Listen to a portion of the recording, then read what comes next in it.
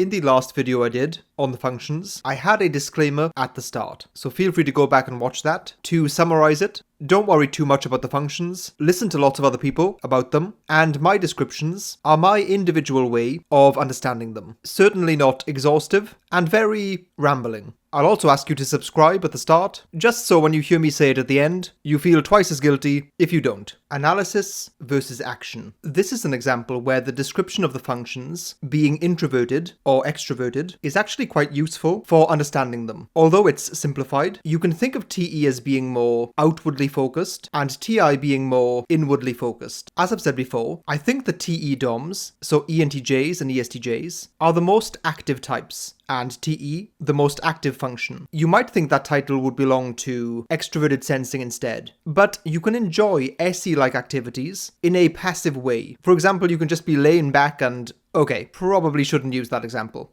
Basically, there are ways to indulge in the sensory and sensual realm without having to be active, so to speak. TE, on the other hand, kind of needs to be acting upon something in order to be fully realized. TE is concerned with organizing, systematizing, and getting tasks done in an efficient and effective way. It's difficult to just sit there and do that in your head. You can, of course, but it's not the most natural way to go about it. With TI, on the other hand, probably the default way to use it is in a way where others don't really see it. It's usually an internal process. TI is concerned with building an internal, logically consistent framework, kind of like an intellectual toolkit that gets a software update each time new information or a new feature is added. This distinction seems inherently prejudicial against TI for two reasons. Firstly, because it implies that high TI users don't take action on things. Obviously, that's wrong. Secondly, it implies that passively thinking about things is somehow inferior to being more action-oriented, which is also wrong. To address the first point, functions are always acting in combination with other functions. ISTPs have TI as their highest function, yet also have SE right next to it, the same top two functions as ESTPs. Neither of those types have issues taking action in the world, despite both valuing TI greatly.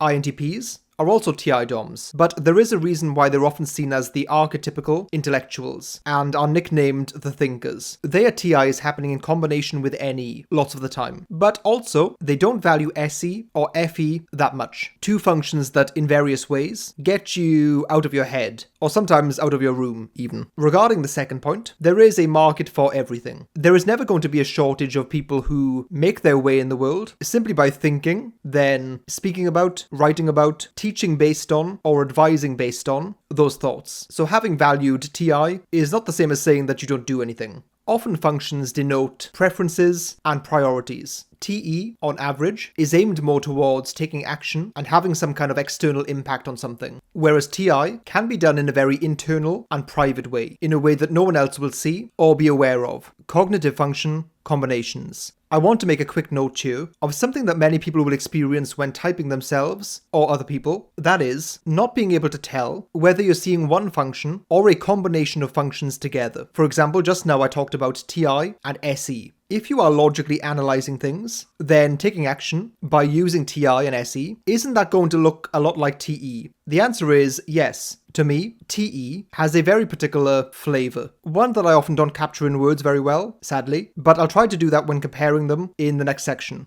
Dichotomies. So I'm going to toss around some dichotomies, as one does, and compare and contrast them. TI versus TE can be thought of as an understanding versus utility distinction. Does it make sense versus does it work? TI is about analyzing, breaking down, and picking apart things to understand them. TE is about organizing, systematizing, and making things more effective and efficient. When presented with some kind of machine or device of interest, a TI user might want to take it apart and rebuild it in order to understand it. A TE user would be more likely to ponder the best application of that machine or device and will understand it enough to use it. As always, these are generalizations, but if you push them to an extreme, TE might be great in terms of practicality and getting things done, applying rationality in the field, but also sacrificing a certain amount of depth and precision. TI, on the other hand, might be more susceptible to getting so much joy from that moment of understanding and insight that they don't really do anything with that knowledge. TE users are asking, does a thing work? TR users are asking how or why a thing works. This is an area where types who value these functions will either find their biggest clash or biggest complementarity. For a TE user, things are always viewed through the lens of the outcome, the metric, or the measurement. They want that kind of feedback to know whether something is working or not. Everything is pointed towards that for them. TR users are more concerned with making sense of things. An example of a clash might be a TR user pointing out that some kind of system or strategy is not quite logically precise in certain areas, with the TE user pushing back, saying something along the lines of, yes, I'm aware of that, but this approach works, and it's already working, and getting results. At this point, they can either drive each other nuts, or realize that is the perfect opportunity for synergy and collaboration. The logical framework the TR users make will, by definition, be individual to them. Either because they're just focused on different things, or maybe focused on the same thing, but have just used different information. Two TR users could even have frameworks that are at odds with the other person's, but they will still work for them. Although it's internally logically consistent, it's still subjective in the sense that it's individual to that person. It's their way of understanding the world and making decisions. TE has a much more standardized nature. In a sense, it's more universally applicable. Not because it's more accurate, but simply because that is its intention. If you're organizing something, then what you organize will be a certain way for anyone who then encounters it afterwards. If you're creating a process, procedure, or system, anyone who uses that system will have to use it in the way you designed it. If a TR user laid out their entire framework, it might be really hard to follow, even for other high TR users. This is probably because when they are simply going through life, analyzing things, and developing their own way of understanding them, they aren't necessarily thinking about how they might convey that to other people. To bridge this gap, over time, they'll often learn to summarize things in the form of principles, rules, and formulas, almost like nuggets of wisdom or insight, things that a person could take and use in their own specific way. If you have some kind of problem in your life and you ask a high TR user, they'll often give you certain suggestions of ways to think about your problem. On the other hand, a high TE user will often be quite specific and say something like, you should do this, or the most efficient process to get that done that I've found is this. TI gives suggestions, TE gives directions. In fact, the way a person would give advice can be quite indicative of the way they think about the world and approach it, and therefore can be a good indication of which functions they use. I've mentioned this example before in a previous video, but I'll repeat it here. I've had piano students in the past that I've thought were most likely high TE users, and INTJ in this particular case. He was very concerned with having the ideal or most efficient method of learning. In fact, he was willing to invest so much time in developing that ideal process or system that, as I said to him, it probably would have been easier to start somewhere randomly and just use a trial and error approach. Sometimes that is a pitfall that high TE users get caught out by when deciding what approach to take. For example, on the piano, you might want to identify what the most widely used techniques are, the ones that pop up in the widest array of pieces and genres. Then simply practice those relentlessly. On the face of it, that is a very clever and extremely efficient approach. However, that can overlook certain factors, such as whether that approach might be, well,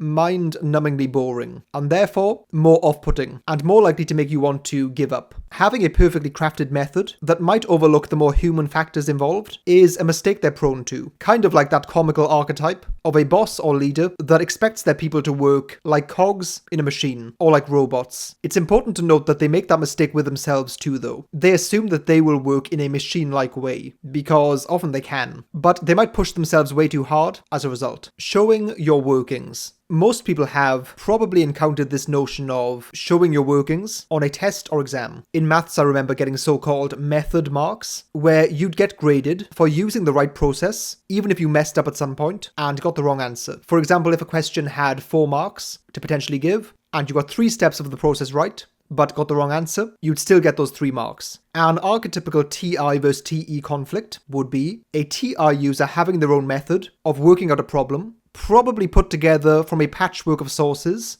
one that is internally logically consistent and yields the right answer each time, if done in the correct way. Yet, It isn't the official way of doing things. It's not the standardized process that has been agreed upon. That's not to say that TE users are going to be happy following other people's systems. They often want to redesign the systems they encounter to actually improve them. But it's still going to have that overarching standardized approach. So a few dichotomies you could use would be logic versus utility. Does it make sense versus does it work? You could also think of it as accuracy versus effectiveness. If you enjoyed this video, please feel free to subscribe to the channel should you wish.